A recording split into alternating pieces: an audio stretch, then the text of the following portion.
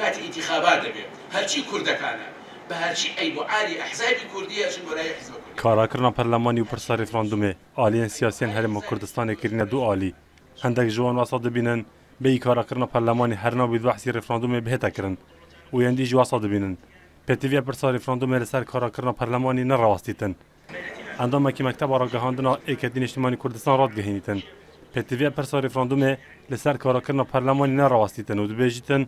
اگر نگهش کارکردن پارلمانی جبر کو گوران دگر پارتی کنونا بیتن و پیشوازی جلشان دا پارتی ناقاتن و هر دوان دو اجندان هفدش هبن لأوی وقتی بی کارکردن پارلمانی جبید دوید رفراندوم بهت انجام دان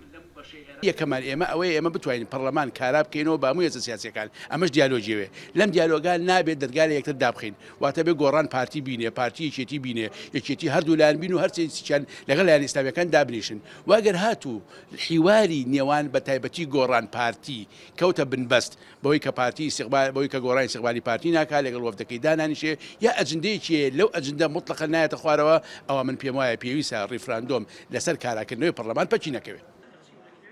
کارگر جوات جبجکن اگرتو اسلامی کردستان دبیجتن نوکه امیت ده اوی قنا غدا کو دوید ام رفراندوم بکین و بریارا چوانی انجام دادن رفراندوم جی بو اوی کمیته دزوریتن کج عالی هرم کردستان و دهتا چکرن و دوید بریار جی لپارلمان کردستان بهتا دانان بیگ وب گهینه و قناعته و بریاره و اراده مهبید که هم رفراندوم بکین اوی بریاردانا و کوکرنه چونیا چا بکین چه شیوه بکن، چه بکن، چه بکن، اوه همی بوی کمیته دزوریته و اوات ایت چه کرن. او کمیته تویره دامه وکوی گرد اسلامی کردستان هم بیشین اوه بریاره که چاره نوسازه تویا اف بریاره برلمانی دا بیت داناندن داخل گرمو گرتر بید شوق و ذوق بید.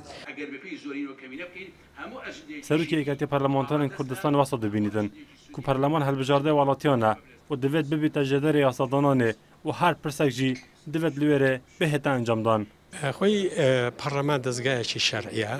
و هر بجردراوه بمانوی نمانوی اما وکو دزگاه وکو مؤسسه سیری دکین. بویا بونی پارلمان معنای اویا کتو ولاتی چی دموکراسی هر بجاردن کردوا و رای خلق ورجیراوه. بو پرس چارن و سازکان کلنا و یاسای کان ده هیا دبی پارلمان رای خوی هبی. پشتی دوره خستنا سروک پارلمانی وزیر گورانج حکومت ده پارلمان کردستان هاتا جکار اخستن و زده باری چندین حوالکین لیانان حتی نهانه کارینه پارلمانی کارا بکن هند لیان جی دبیجن ناچه بید پرسا رفراندومی به ای کارا کرنا پارلمانی بهتا انجام دان ایاس عبدالله NRT هولر